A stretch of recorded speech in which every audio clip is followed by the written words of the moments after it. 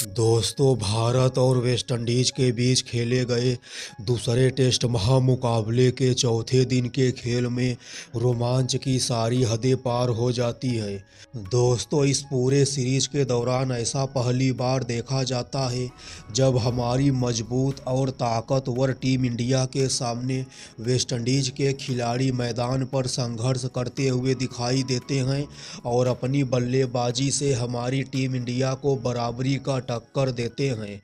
दोस्तों, दूसरे test match के तीसरे दिन का खेल समाप्त होने तक वेस्टइंडीज की टीम दूसरी पारी में सिर्फ 2 विकेट के नुकसान पर 173 रन बनाई थी। वेस्टइंडीज की तरफ से वेस्टइंडीज के ओपनर बल्लेबाज जॉन कैंपबेल ने 87 रनों की शानदार पारी खेलकर नॉट आउट थे। वहीं वेस्टइंडीज के खतरनाक मिडिल ऑर्डर के बल्लेबाज साई होप ने भी 66 रनों की शानदार पारी खेलकर अपने ओपनर बल्लेबाज कैंपबेल का बखूबी साथ निभा रहे थे। दोस्तों, हिंदुस्तानी क्रिकेट प्रेमियों को पूरा भरोसा था कि चौथे दिन के खेल के पहले सेशन के शुरुआत के ओवर में ही हमारे टीम इंडिया के गेंदबाज वेस्टइंडीज के इन दोनों मजे हुए बल्लेबाजों को शुरुआत के ओवर में ही आउट करने का काम करेंगे। और दोस्तों, हुआ भी कुछ ऐसा ही। वेस्टइंडीज के ओपनर बल्लेबाज जॉन कैंपबेल अपनी पारी में सिर्फ 27 रन ही और जोड़ पाते हैं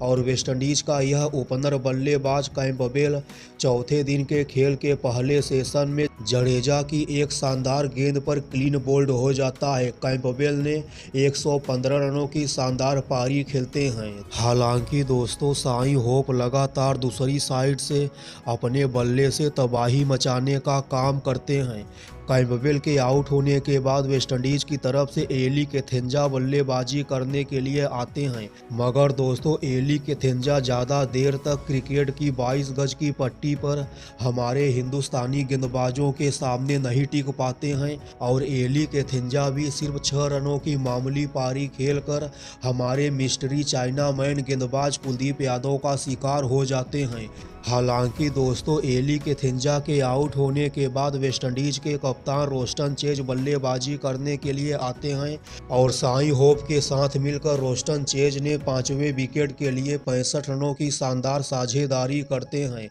दोस्तों, रोस्टन चेज भी 40 रनों की शानदार तूफानी पारी खेलकर जसप्रीत बुमराह की एक शानदार गेंद पर छक्का मारने के प्रयास में बाउंड्री लाइन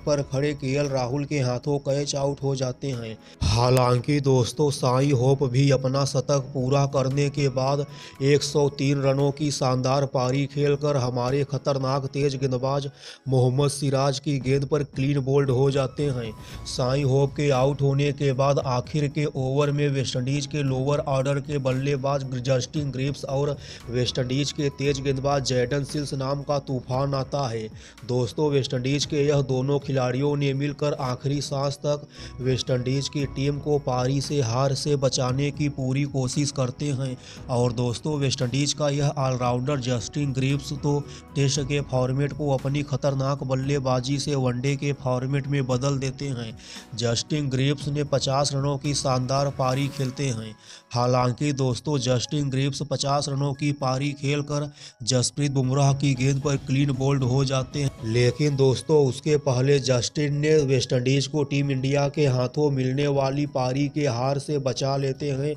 और आखिर में आकर वेस्टइंडीज के तेज गेंदबाज जैडन सिल्स ने भी 32 रनों की शानदार पारी खेलते हैं और वेस्टइंडीज की पूरी टीम दूसरी पारी में चौथे दिन के खेल में 390 रन बनाकर ऑल आउट हो जाती है और इस तरह से हिंदुस्तान की टीम को दूसरा टेस्ट मैच जीतने के लिए 120 रनों का टारगेट दिया जाता है, जिसके जवाब में पहली पारी में शानदार 175 रनों की पारी खेलने वाले यशस्वी जायसवाल दूसरी पारी में 2 चौका मारने के साथ 8 रन बनाकर आउट हो जाते हैं। यशस्वी जायसवाल के आउट होने के बाद साई सुदर्शन और केएल राहुल हिंदुस्तान के यह दोनों बल्लेबाजों ने मिलकर वेस्टइंडीज के गेंदबाजों की धज्जियां उड़ाने का काम करते हैं और चौथे दिन का स्टंप होने तक हिंदुस्तान का स्कोर 18 ओवर में 1 विकेट के नुकसान पर 63 रन है। जहां केएल राहुल 25 रन बनाकर नाबाद है, वहीं साई सुदर्शन भी 45 गेंदों पर 30 रनों की शानदार पारी खेलकर नॉट आउट है।